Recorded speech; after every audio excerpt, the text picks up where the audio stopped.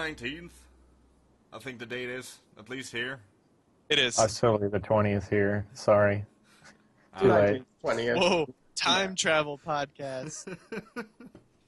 We're always traveling in time with this podcast. That's true. Look out. So yeah. Yeah, Tazzy and I are lucky that we decided to show up early because we both thought that we had... Because daylight savings time and time zones, it's just a confusing thing to coordinate. You guys are just professional. That's how it is. Better be safe than sorry. Yeah, and I get home like 25 minutes before everything was before this, and I had to make dinner and everything, and then my phone started to go off when I was making dinner and everything. So it was fun. Did you get enough to eat, Jer? I did get enough to eat. Okay, good. Might not We don't be want the you to most- starve yourself in the podcast. name of podcast. No. I can take it far, but not that far. I get cranky when I'm hungry. So, maybe we should get rolling with the with everything. What you guys been up to since we spoke last time? Mostly this. I've been playing a lot of Smash 4. I was actually playing Smash 4 as we were coordinating, like, just 10 minutes ago when we were going to record. That's been the bulk of it. I thought you were going to say you were doing like podcasts 24/7. Oh, yeah, I've been Just, recording podcasts cranking them out. left and right just all the time. You don't know, Beautiful. we have... Yeah, we just crunch these. We sit down for like one day and just spit out 24 episodes, and then we're done for the rest of the year. Oh, we have to Yeah. predict a Oh, yeah, lot. definitely. We have to make up a lot about video games that haven't been out. You're talking So, about yeah, I've been terrible, obscure systems. Been playing a lot of Smash 4, really enjoying that. I think Greninja is a ton of fun.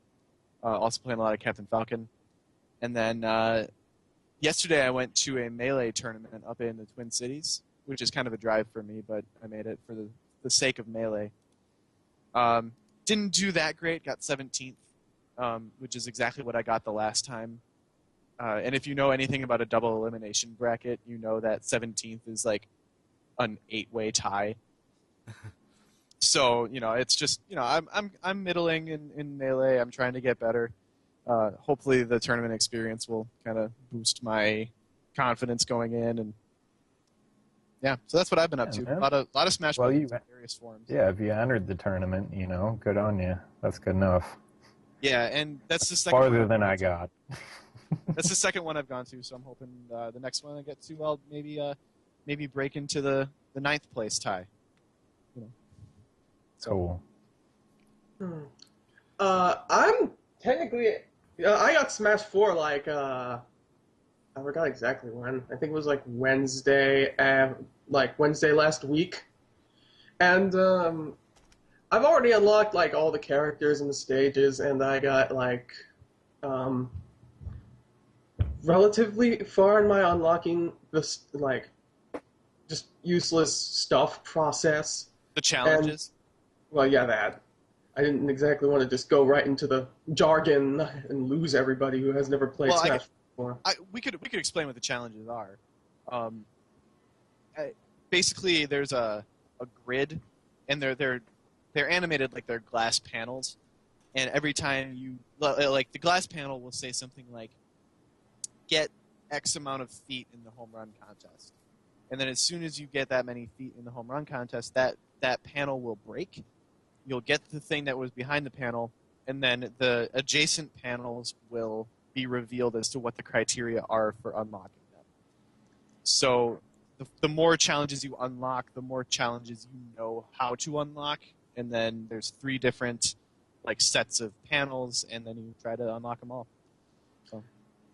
As for how I actually feel about the game, it's kind of weird. I'm feeling a strange sense of... It's like there's so much stuff that I can do on that game at any time. It almost feels a bit like I'm almost burned out sometimes. Like you can play Smash Run, you can customize all these characters, you can play all these other modes, and there's a lot to do in it. Even like single player wise, it's really I don't exactly know what to. I mean, I'm not really. It's not like I don't want to play it, but it's like It's overwhelming. it's overwhelming. Yeah, I guess that's the word I would use for it. Yeah, it's like got a whole culture now. Yeah, I love it. Other than Smash 4, I beat Bowser's Inside Story. I still have to do like I have to beat like the extra boss, which is just like a series of all the other like it's the last extra boss, so like they basically throw all the other extra bosses in front of them and expect you to beat them all. So mostly that just means I'm gonna have to sit down and grind for a while before I can get the level high enough so that I don't get murdered.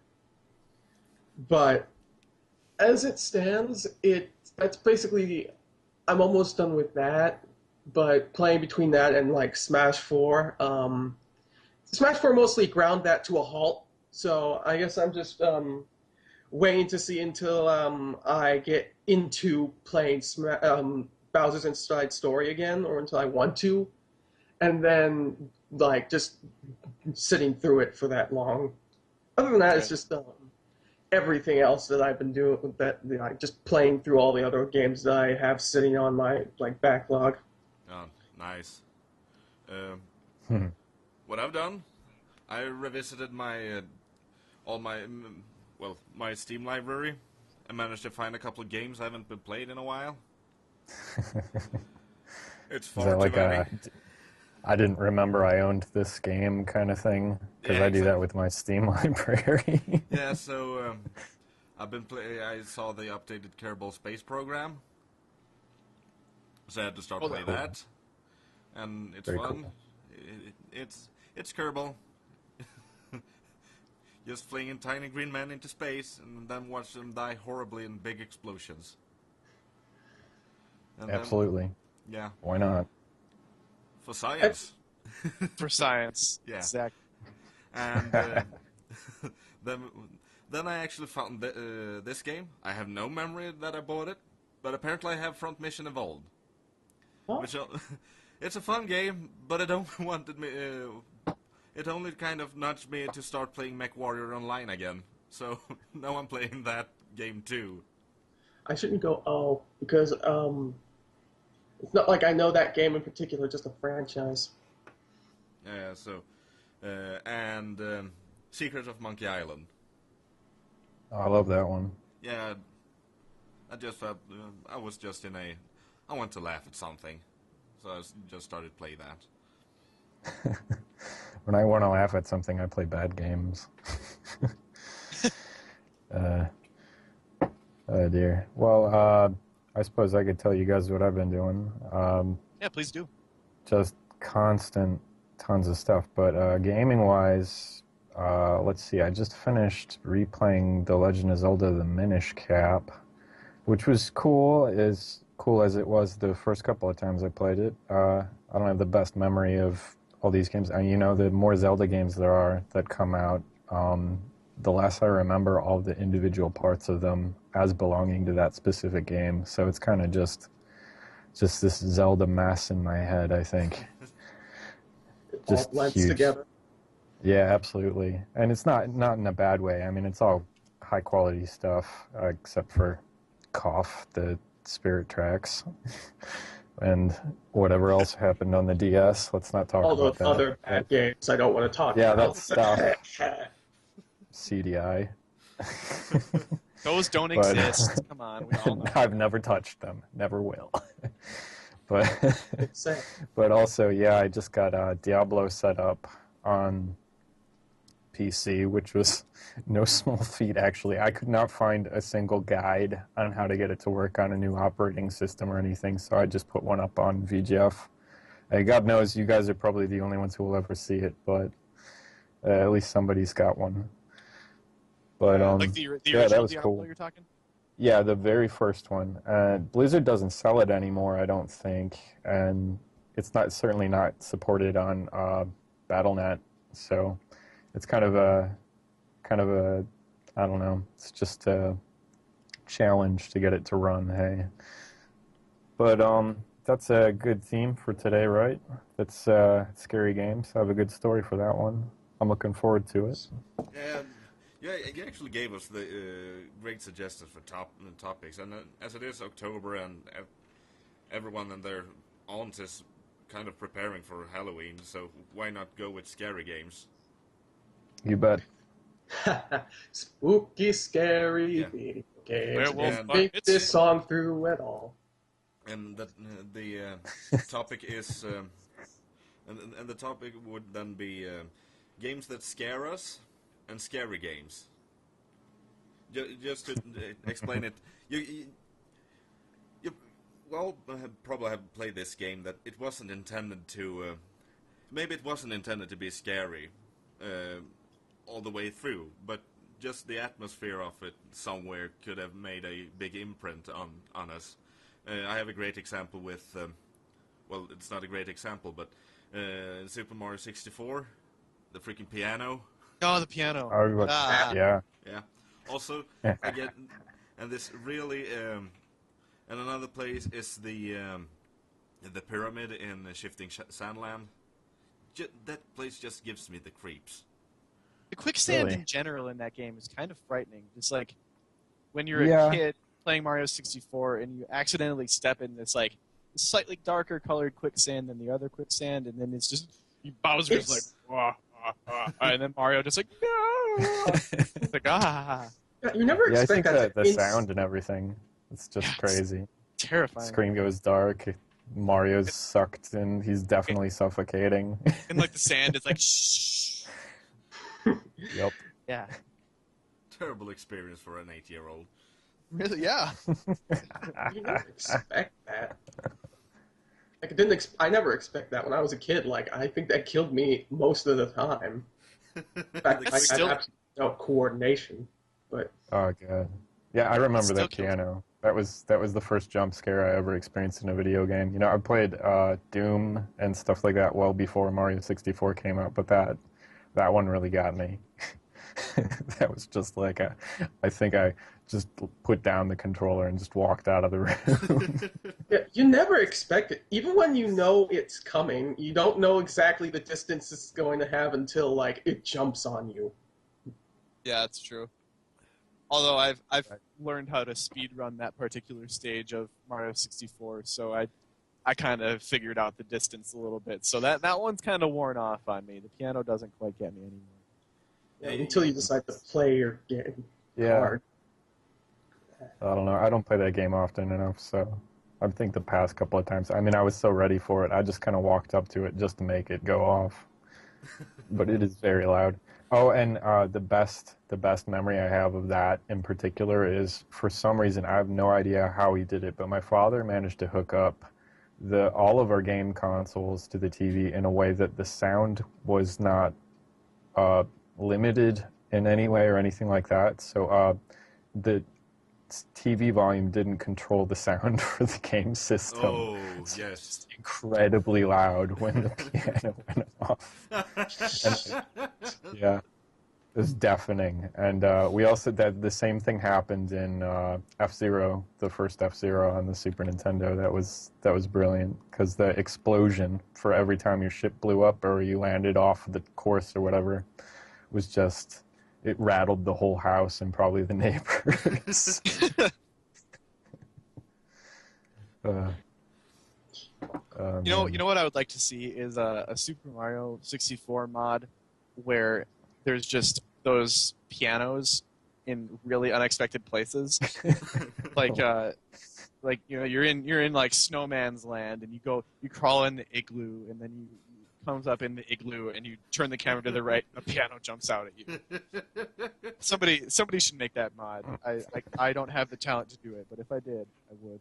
I nominate my brother, Kravdra. He would be down for that. Super Mario 64 Symphony. Absolutely. I like that. Symphony, entirely just clacking pianos. Just, yeah. So I don't really play games that are like nominally scary because I I don't know. I've just my imagination has always been so active that those games have always kind of turned me off, and I've never wanted to play like a survival horror game. The closest thing I've come to a survival horror game is Resident Evil 4, which I just thought was a fantastic game, and Mhm. I really wanted to play it, but it wasn't the survival horror thing that attracted me. That was kind of something that I kind of had to suffer through personally.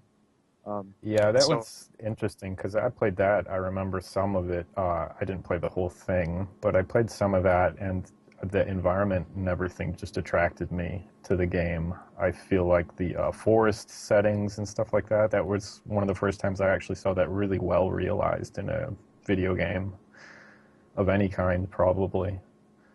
Just Yeah, I completely love that. Just I thought so that was a really cool. good setting for that game. Hmm.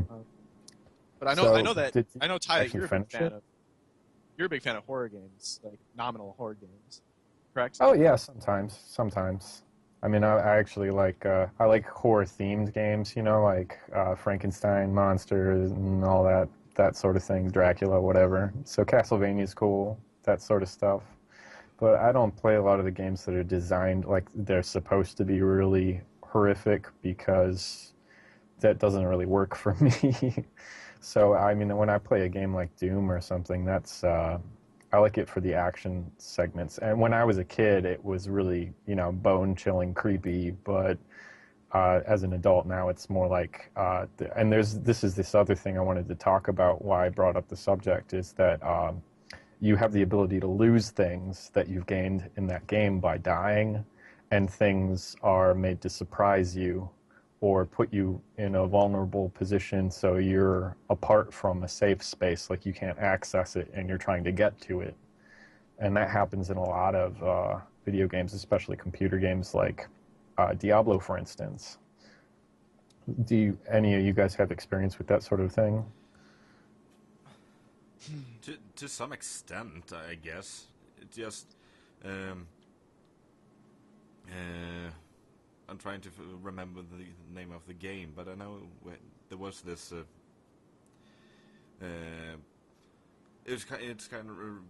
It's similar to Smash TV. Okay. I but remember that. Yeah, but the thing with a top-down perspective, and the thing is, the enemies were a bit smarter. Okay. So they would try to outmaneuver you and stuff like that. But the thing Yeah, is, that's kind of the thing is, I don't remember the name of it. Was it Okay. Total Carnage? I don't think it's Total Carnage. Though I see. I only know that one by name. Yeah. Oh, I think it is. I made a game with zombies in it. Okay. Okay, the enemies aren't that Like smart. every game has zombies, but yeah. Yeah. Okay, the enemies aren't that smart, but they try to. Everything that's happening on the screen at the same time is kind of just jarring for you to see what's going on where. But I wouldn't Okay. say that. I wouldn't say that it's scary. It's more. What's the word I'm looking for? I don't know. You've totally It lost might not me. be in English. I've been trying to follow that line of logic, and I'm Let's move on, shall we? Okay. I'm sure the word will pop up later. Okay. Well, the Uh, other thing. So go ahead, Tazzy. Or did my talking? I feel like that thing about like playing a game where you lose something for dying. That's just kind of, to me, it feels like it's just something that you'll run across sooner or later, like the kind of game that like punishes you for death by taking something off of you. But like, Yeah. to a certain degree, like there's tons of them. Mhm. But I mean, like I've played Diablo 2, and I know how like that sort of thing works out. But that could just be me. I know that that sort of thing is slowly phased out over time. But that's mostly Yeah. because it's not a require. It's not like games, because games have the ability to get around that. So now more people like have. So of course more games are made so that you don't have to deal with that. You don't have to lose. Well, I like think I that's like true. the philosophy. I like the philosophy of games that like they use the lack of death punishment or the lack of stakes, I guess, to make the game even harder. Yeah. Perfect example in my mind is Super Meat Boy, or to some extent Shovel Knight also. You know, they have different kinds of death punishment so that the difficulties of the game can afford to be higher than a normal game. I like that philosophy a lot. That's fair. That makes me think of, I was just playing that new Donkey Kong Country Returns game for the Wii U. Tropical and Freeze. That one, yeah, Tropical Freeze. And that one is just brutal. And I find myself never losing lives. Like, I'm always gaining them. Even every time I die, I have more lives. It just seems like they just, decided to make the game really challenging and had no way of planning out exactly how many lives you should have or, what kind of person's going to play the game. So they just throw them at you instead of, making it really easy and simple so everybody can play. So, it works pretty well in that one, I think. It's just every single level that I've played in it, I don't think I haven't died in some way since I started. That game's That's great. a strange philosophy, but it does work. As for I guess if we're going to talk about, that's kind of unfortunate when you talk the topic pertaining to me because I do tend to make fun of survival horror stuff sometimes, or just horror in general, because a lot of times people do it in an attempt to get a cheap thrill, and the fact is that you don't you'll get a reaction, but that doesn't make it good. But oh yeah, well, I think a lot of it's just cheesy, so and you can't get away from it. The fact that I say that like I have nerves of steel, I actually, if anything, it's the opposite. That I am basically a coward. That I could probably jump to anything and everything, and I probably wouldn't be able to play a horror game to save my life. I remember renting Biohazard Zero, playing it once, getting to the first save point, and never picking it up again. I think a lot of people did that because they didn't like that game, but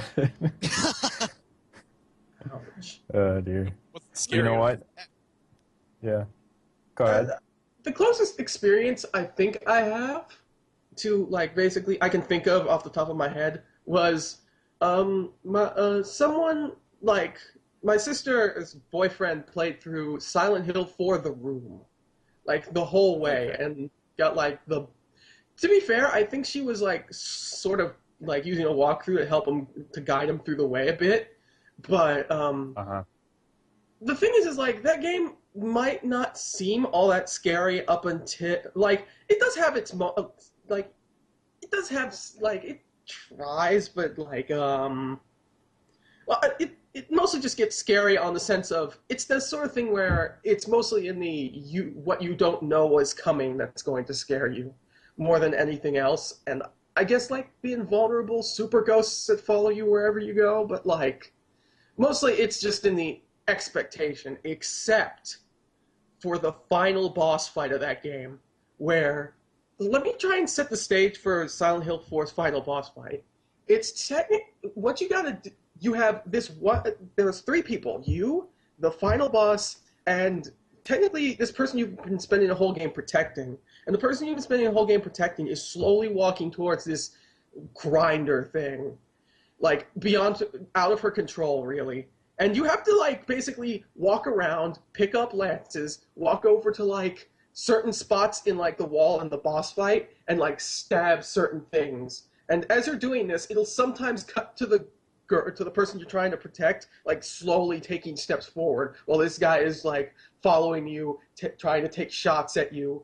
And you can't hurt him until you do this wall thing, and you're on the clock, and it's really unnerving, even for me to have watched that, because it's this sort of if you let her die, the ending is you get a worse ending than you would have if you would let her tried to save her. So there's a lot at stake, and there's a lot to really be. So you don't just get a game over or something. It actually gives you a different ending. Yeah, that's basically it. Okay.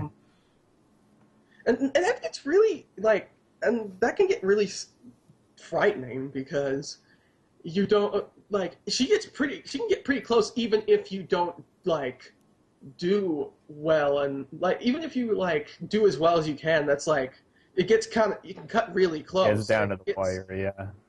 Okay. Well, it seems really close, but it can take a while, but it can get really unsettling to have it keep cutting back and forth, and just it starts messing with your nerves, and it's oh Yeah. what? So Yeah, like a chaotic pacing kind of element. Hey. Yeah, just building up the pressure, and building up the pressure until something happens, and always moving focus from everything. Yeah. I really dread good boss fights like that in video games. Yeah. Also, I just want to redeem myself because I finally remember the name of the game and I was completely wrong. Killing Floor. Killing Floor. Okay, yeah, that's recent. It's not the top down. I don't know where I got that from, but the AI in that game is just out to screw you over, and it have everything that just can make the game really unnerving. With if you're playing with friends and you die, you lose all the items, you lose a good size of cash, and you basically just have to start over from scratch. And if you are on the last wave, things can get pretty messy. Yeah, the enemy design in that game is pretty disturbing too, isn't it? Yeah. Yeah, that also makes me think of Serious Sam. That one's, have you guys ever played any of that? I have never actually played Serious Sam. I watched people play It's so though. funny, but it's still pretty, nerve-wrending. Yeah. Also, isn't that Serious Sam the game where if you pirate the game, this giant invincible scorpion will chase you through the whole game? I think that sounds familiar. That's probably the one.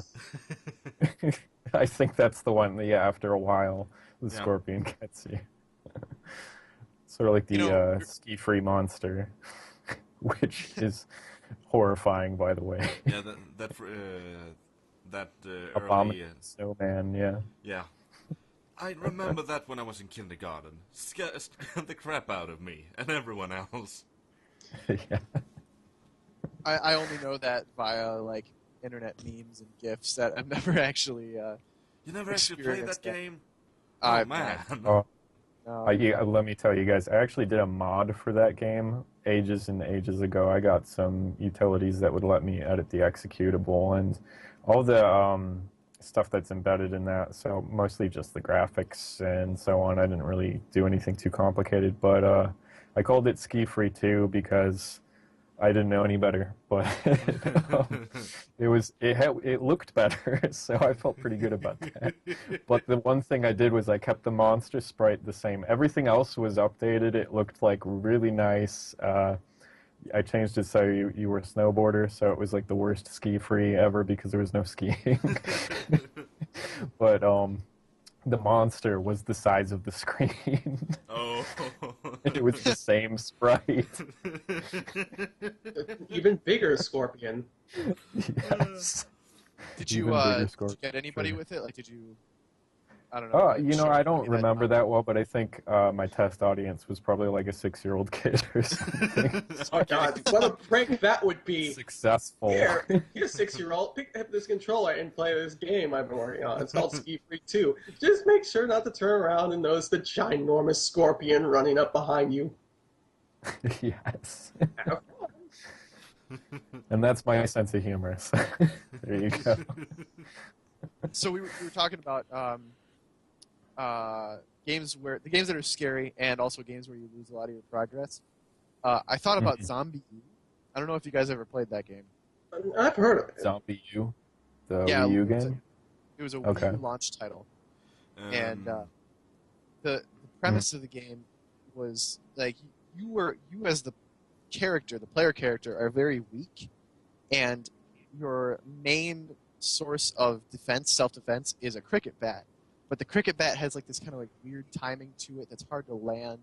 So if you go into a room with with 4 zombies, you're like freaking out because 4 zombies is really hard to handle. Yeah.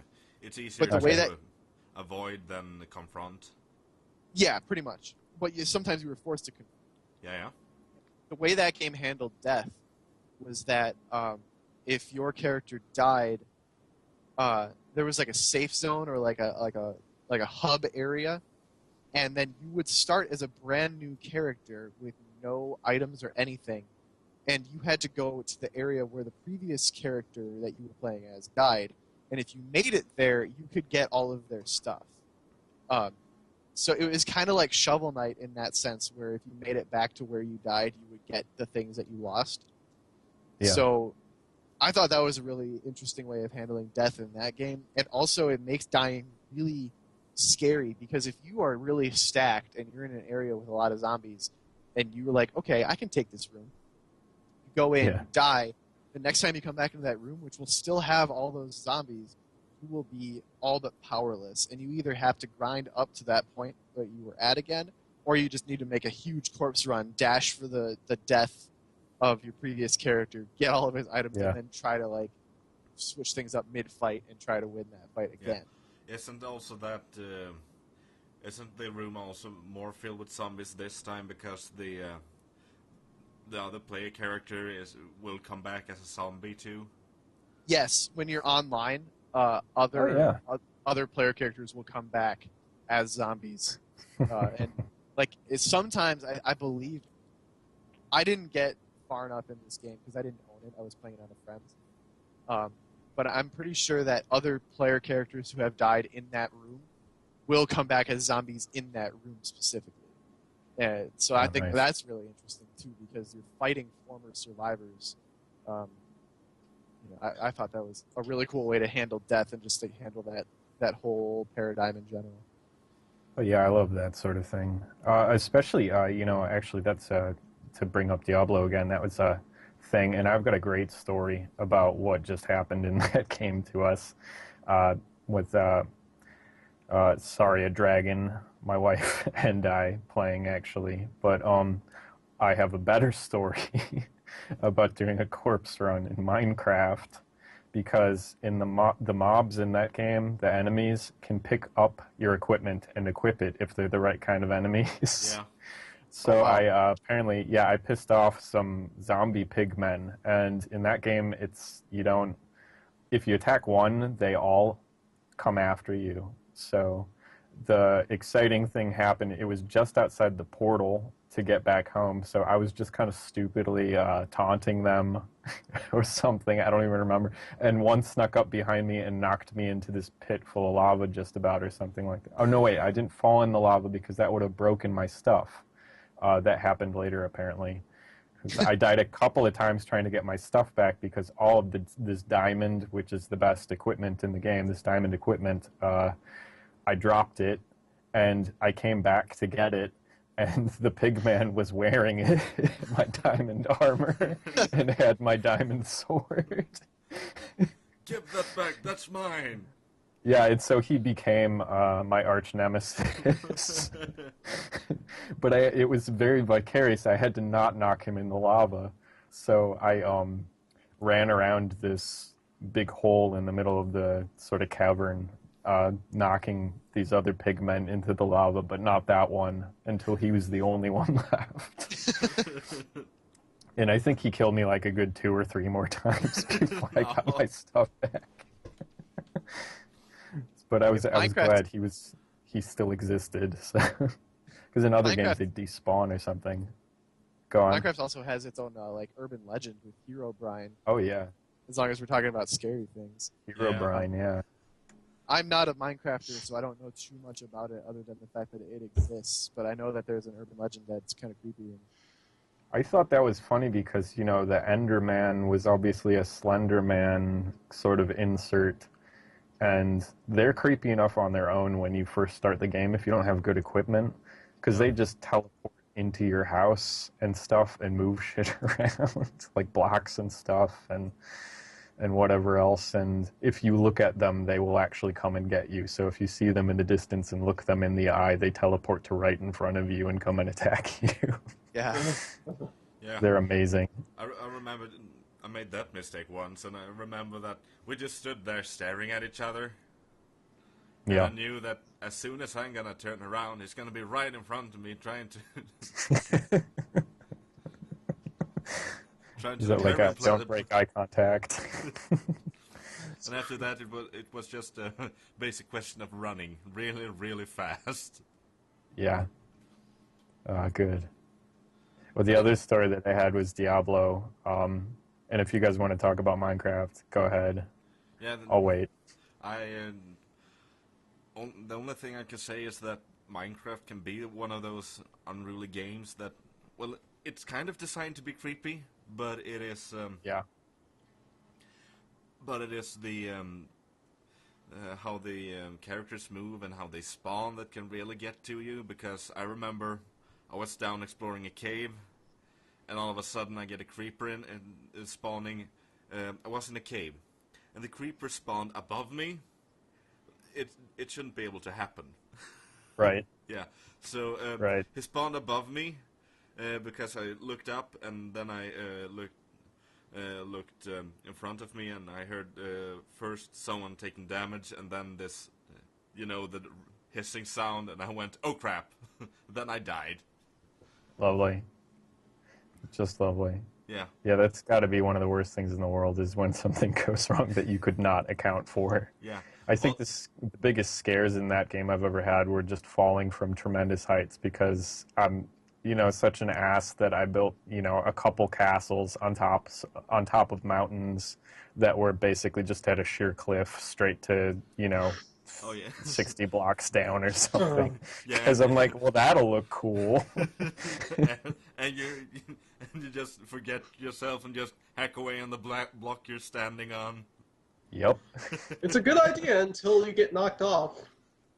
Yeah, or you take your yeah, actually that's a good point. Yeah, sometimes the creepers will spawn where they shouldn't because you put down a torch on practically every block and it'll be up, that high on top of your castle on the mountain, and then you fall 60 blocks to the ground below.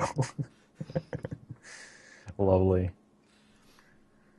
Have any of you guys other than Jeer played Minecraft some? Because it's really I cool. haven't. I totally missed out on that whole kind of zeitgeist. Fair enough. I mean, it's still going though. It's still going. It's still going, but I just don't. There's so many other things that I want to play and have owned but haven't played, or that I'm looking forward to. That's something that is as much of a time sink as Minecraft. As fun as as much fun as I know I would have with it, I feel like it would be taking away from the other things that I want to get into already. Yeah. Well, I played Skyrim for 200 hours, but then it was done. I was done. I didn't have to play it more. It ends. Right. I didn't just keep saying, "Oh, well, maybe I'll make this road a little bit longer." I appreciate all the work that people put into Minecraft, and I love looking at things that people have created in Minecraft, and I'll watch my friends play it. But I've kind of promised myself I'm not going to get into it. Yeah, Fair enough. It's like what the famous reviewer said, that you start with just hacking a hole in the mountain wall, and 4 hours later you're trying to choose what color your walls will be in the main living room. Mm-hmm. Yeah. What about you, dear. Chaz? Have you played Minecraft? No, I kind of missed. I missed it in the sense that all my friends had this server and they played it, and then they stopped playing it. So mostly they all moved on to their own things at this point. Okay, so you kind of missed out on hanging out with your buddies doing that. Well, I just It's not decided really not like, to. yeah, I just wouldn't play decided it not to do myself. it. Really. yeah. Sometimes it I'm in a costs similar money, boat. and I'm not made of that. Sorry? It's made of money, and you pay for it with money, and I'm not made of that. Fair enough. Yeah. We still play Diablo 2 every once in a while, but that's mostly because we all have it already. Right. Yeah, Diablo 2 is kind of not hard to come by these days. Minecraft's cheap, though. Yeah, I mean, it was Minecraft cheap. isn't that I expensive. got it for free. I think suppose. Cargat was cool enough. He actually bought it for me as a present, as a gift.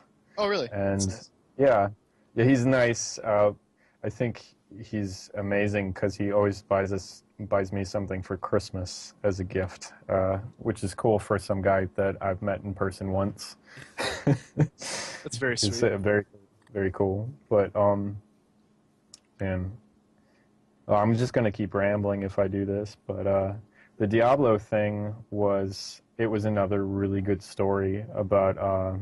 At least in my mind, it's a good story because there was this. There are a couple unique monsters and stuff in Diablo, and if you know anything about the series, all the rooms randomly generate every time you start a multiplayer game in that particular game. It's not just every time you log into somebody else's world, it's a new world or anything like that. It's every time you start the game in multiplayer. So SD and I have been playing on and off for the past few days, and we really only have been in levels 1 and 2.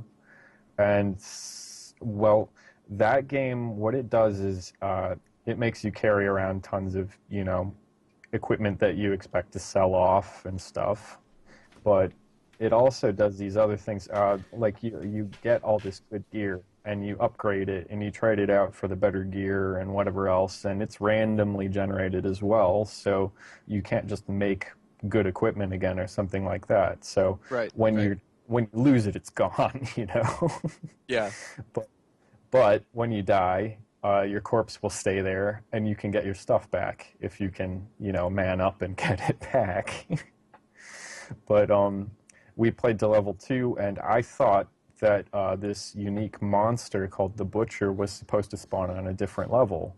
But then I saw it had spawned on level 2 of the game, and I said to SD, like, this is a really big bad guy, what do you want to do? And we probably can't fight it yet, you should level up. So we leveled up like a couple more levels, and we opened it up, and he just decimated us. But he didn't kill us. We just ran out of healing potions. So I had probably 10% health, and I was literally just running through this labyrinth for like, I don't know, God knows, 20 minutes, just yelling, trying to get away from it. And it was one of those instances where it wasn't, a video game where it had this contrived setup where it was this invulnerable creature was following you. It was just technically, vulnerable. And So much more powerful than you that it yeah, was. we were just we were in over our heads. It was amazing. Right. It's kind of like when you if you're playing World of Warcraft or something and you stumble upon like a world boss, like a raid boss that's out in the open. Yeah, and it's supposed to be like a 40-man boss, and you're just doing some quests in this area, and you come across this giant dragon, and you're like, "Am I supposed to fight this?" And then it one-shots you, and you're like, "No, I was not supposed to be fighting that." One shots you and everyone around you. Yeah. Yes. The first time I ever played a 3D MMO game was EverQuest, and it was the first one as far as I know. But it was glitchy as all hell, and I played Ultima before that and stuff, and that was kind of more like a role-playing game. Like, you could do stuff in it, and the skills are just based on that skill. Like, if you want to level up, you just have to grind a particular skill. And over time, it'll wear out if you don't use it, so, your character gets rusty and that sort of thing. But there's a lot more economy and stuff in that game. But EverQuest is more of just a, hit stuff with swords kind of game. And so the one time I tried it was at one of my friend's places, and the game was so buggy, I couldn't believe it. But the best thing that happened was there was this levitating hammerhead shark that just apparently got stuck flying above the coast in one spot. It was just sort of just sitting in the air, thrashing around like an angry shark. And I don't know, say 10 or more newbies and I was also a newbie, gathered around it and started just gang beating this shark because it was a really high level enemy and it couldn't fight back. But one guy wandered in front of it and it bit him and he died instantly. Look, guys, free experience. Timmy, no. Did you take it out? Yeah, we killed it, and I think I leveled up like 2 levels or something. Nice. Yeah, so my buddy was pretty happy because I was playing his account, so that was nice. something. That was something. You should have logged out and then logged back in with your own account. They probably still would have been fighting it. Oh yeah, that would have been good. So what about instances in games where you got scared but you weren't necessarily supposed to be scared by it? Has that ever happened to you guys? Because I know it's happened to me. For instance, I was really young when I started playing video games, and when Ocarina of Time came out, I made it through the Shadow Temple. The Shadow Temple is not what's freaked me out the most, which is kind of weird because I think like now the Shadow Temple scares me more than the thing I'm about to talk about. But the thing that got me was the final Ganon fight when he like morphs into the giant, pig Ganon at the very end. That scared me so much that I played that whole game up until the final Ganon fight, and then I just called it good. Because I was like 8 years old, and I was like, I don't want to do this. It's freaking me out. He's so much bigger than I am. I feel so powerless. And then, like, my brother was like, you can roll between his legs to hit his tail. I was like, I'm not rolling between that thing's legs. What? No. So, yeah, that got me. You see him just coming through the rubble and go, yeah, no. Yeah, exactly. Nope. System off. I'm good. I beat Ganondorf. I'm all right. I finally went back to it and beat it probably like a year and a half later. But that scared the crap out of me. Yeah, some games you need to have some. Need to have one of those breathing spaces or a couple of years before you can beat it. When you're a child, just so you can muster up the courage to finally do it. Yeah, it freaked me out. Yeah, I have. What did you have example, Ty? Oh Lord, probably not, because I started playing video games before they got really scary, but the one that I can remember in particular that really creeped me out in some ways was, I think, Secret of Mana. And that was because the enemies can be really overwhelming, and as a kid I always had a tendency not to level up. So maybe that was, again, kind of like that Diablo thing, where I just got in over my head a real lot. More like anxiety. Anxiety. Yeah, that's like it would make me really anxious as a kid, I think. But that was more like because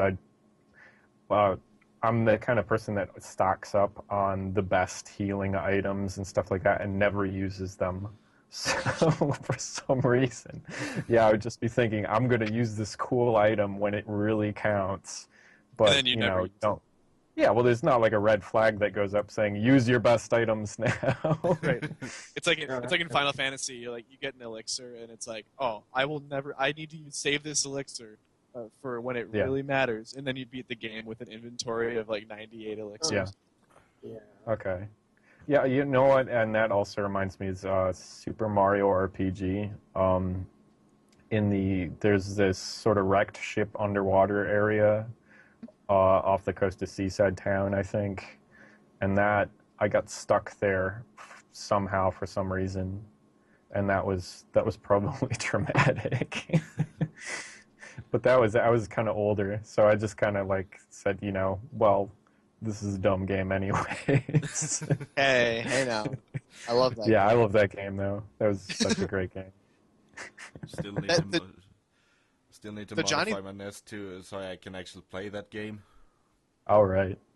It's I have a virtual console. Mod thing. Yeah. Oh, yeah, that's right. Forgot about that. Oh, wait, you can pick it up. I tend to go through a lot of emotions while playing games anyway, as it turns Yeah. out. Um, the most recent incident is when if it ever comes to fear is like playing Mario Kart 8 and trying to play through higher difficulty course like the higher like 150cc and mirror cups and like Okay. basically being on the last lap trying to go through like the last half of like a rate of like a course and like suddenly you get hit with a blue shell or a lightning bolt or something and it's just that last bit of anticipation being like please don't have something happen, please don't have something happen, I'm Yeah. not, because I don't want to like have to, because like I'm trying to beat the game so that I can get like, so I don't have to like do it again in a way, because Right. in order to get the, yeah, there's like unlocking That makes requirements. you anxious. Yeah. Yeah. Yeah, anxiety is huge. Like I can definitely see a lot of the things we're talking about are like not necessarily supposed to be scary, but they just make you so anxious that your blood gets pumping and Yeah. you can't take Yeah, I think the that's stakes are what so real high. fear is like really extreme anxiety. The anticipation that something will happen. Yeah, something's going to go wrong, and it's usually going to be a blue shell, and you'll be, 10 feet from the finish line, and trying to reverse over the finish line because you're Jared. Oh, what a burn. I don't do that often. I only do that. It only happened once.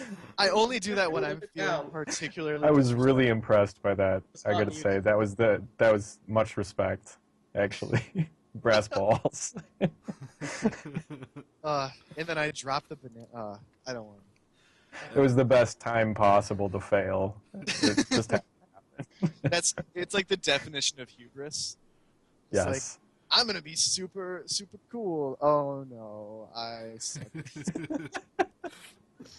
But if we jump back on the topic of scare, I actually have two great examples of getting scared by games, and Yes. it's one game.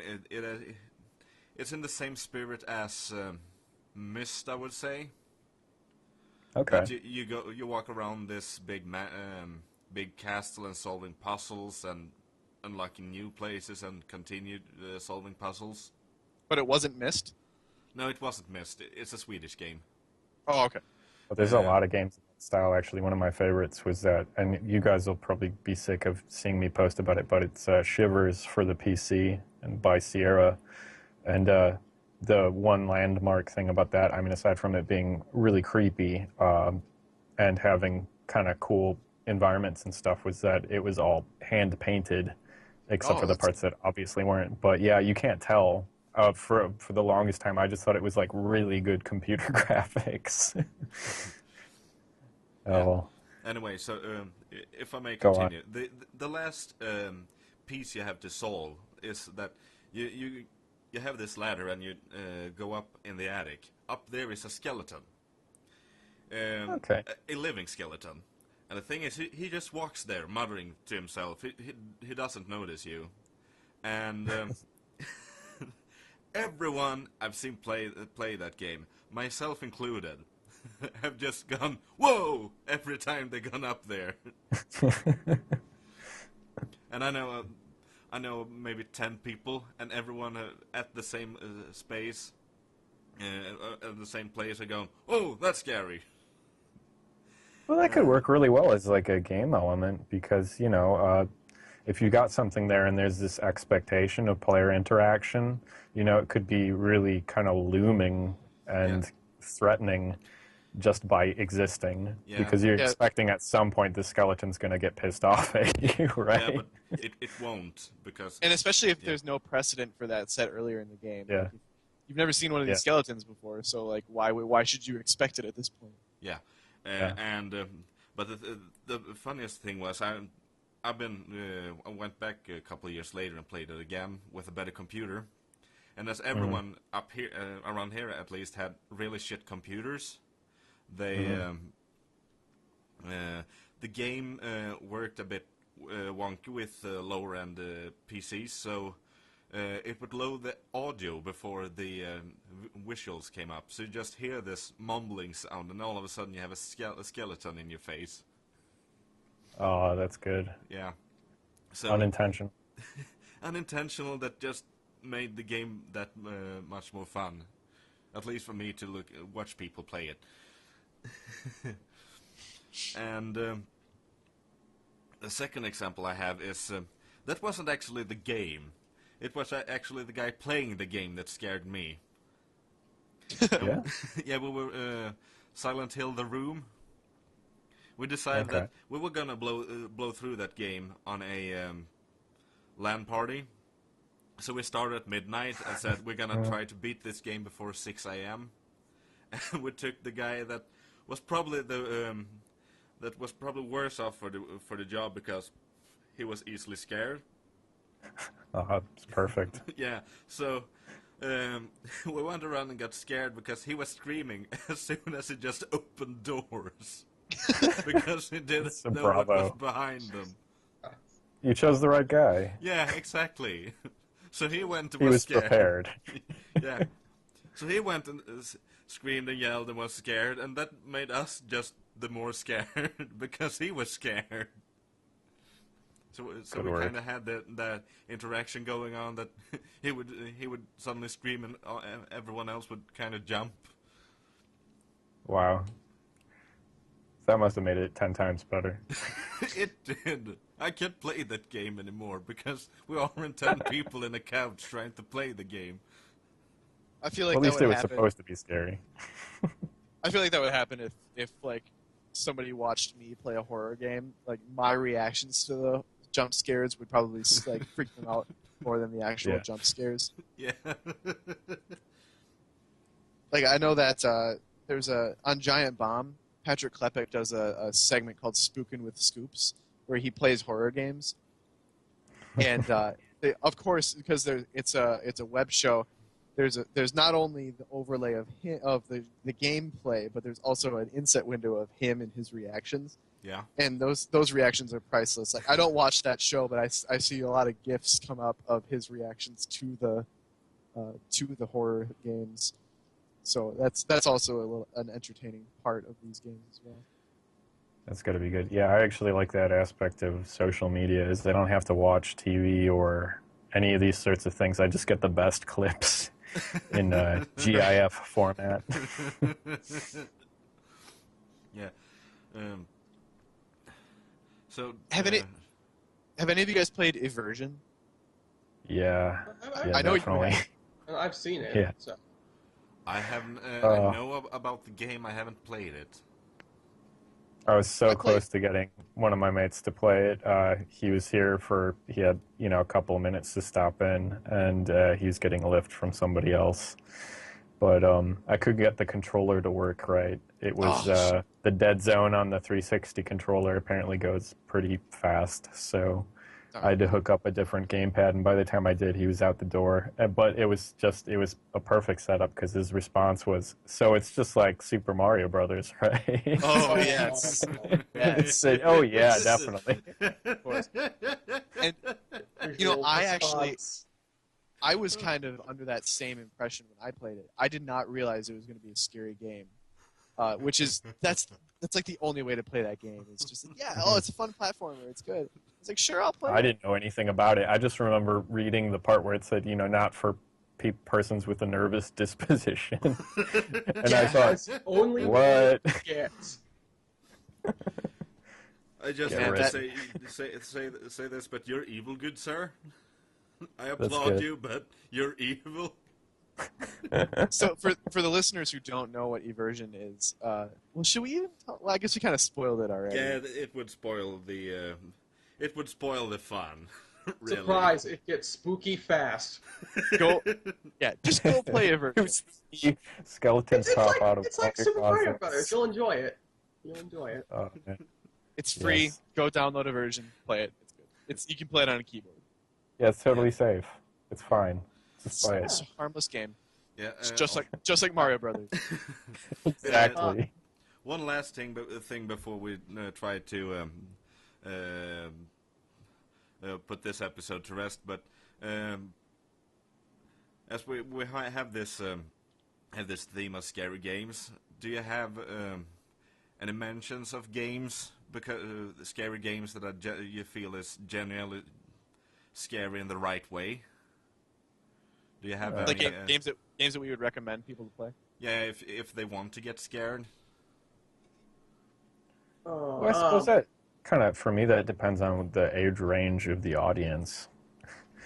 But I can remember some games that were really, really unnerving. One of them was Alone in the Dark, and that was, I don't know, I wasn't too young when I played it, but I can remember it being a lot more intimidating. And maybe it was just because of the technology level was so new at the time that I did play it, that I wasn't used to 3D horror games or anything like that, or games specifically made as horror games, I suppose, because it's kind of the quintessential one. And the first thing that happens when you start the game is, like, you have to figure out what you have to do, and if you take too long, these werewolves and stuff come through the windows, and zombies come up out of like hatches in the attic and whatever else, and you have to actually barricade yourself in the room, and that will always stick with me. So that's probably my quintessential, like, most horrific horror game that I ever played, was that experience in the very beginning. And I suppose it kind of wrecks it to know it's coming, but Wow. but yeah. Anybody else? I guess I could just kind of. I may not play a lot of horror games, but I do know what can be. But I do like to think that I can kind of tell what and can actually be a scary experience, and what is just kind of like doing it for the cheap thrills. So I think I'd like to throw Clock Tower out there. Not the PlayStation 1 one, no. The one that ended up coming out for the Super Nintendo, that one. There's a Clock Tower for Super Nintendo? Yeah, was that actually ported to the West? I don't remember. I don't Was think that so. just fan translated or something? I think it was fan translated. But Okay, I had a ROM of it a while back. mostly it's like how it all kind of comes together. Like your health bar is determined entirely by like your face on the lower left corner of the screen. There's some guy trying to chase you around the like entirety of the game world. But not just that, the endings are determined by certain criteria that you will have no idea of what they are. And there's also certain rooms where you'll end up being in danger because of like just the stuff is about as inane as like a parrot or like a doll. And there are like bad endings that if you don't plan your way through correctly, you could just die and like you wouldn't exactly know what you did. But like it's that sort of spooky, like creepy stuff that like kind of goes on in that game, and what makes it all rather like how it kind of the atmosphere and everything in it just kind of comes together to make a scary experience that is also rather enjoyable. It looks rather enjoyable anyway, but like that's how it seems like it's the sort of game that would be fun regardless of like if you like horror games or not. It's not like it hinges on horror or hinges on like gameplay. It kind of meshes the two together, and it makes it. And I think that's really what separates a good survival horror game from a bad one. That's why I like Resident Evil 4 so much, because it is scary, but it's just a good freaking game. Like I like it a lot. I kind of felt like the early survival horror games, like the early Resident Evils, were kind of like they made an adventure game and put combat in it, but not with good enough controls to make you play well. So that was like their whole thing. It was just almost just like playing a King's Quest or something, only everything's gonna kill you and you can't kill it. So I think Resident Evil 4, that was good. Those overwhelming numbers. Resident Evil 4 would be the game that I would recommend for games that I've actually played, because it was scary, but it was also just really good. And the Wii version, in my opinion, is the best way to play that game. Okay. Yeah. And then I would recommend 2 games that I've not played because I would get too freaked out by them, but I know that they're scary enough that I can recommend them to somebody who wants to play a scary game.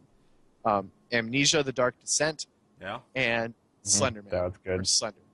Yeah, those are great examples. I would suggest, just because I'm not a person that actually plays scary video games that way. I kind of just get lumped in with them when friends play them, and we're sitting at the couch, and I just kind of give him directions. But I found and the thing is, I hate jump scares. All right. I hate them with a passion. And so I was really thrilled when I found out about the game Five Nights at Freddy's. Because when you get jump scares in that game, it is because you fucked up. Good. Love it.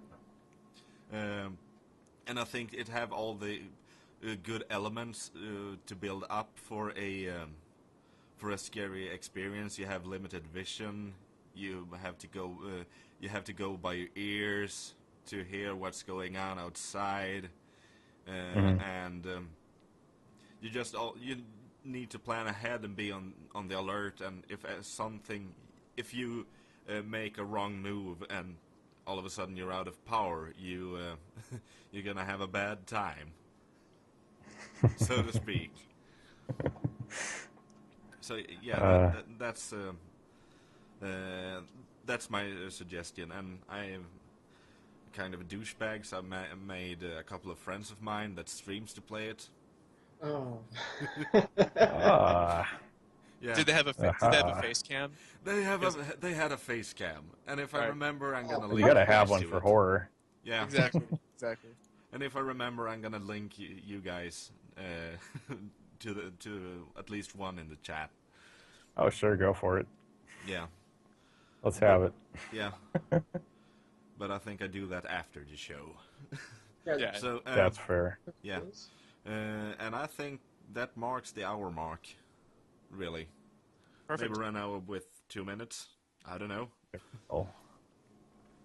So I'm gonna stop recording here. So everyone say bye.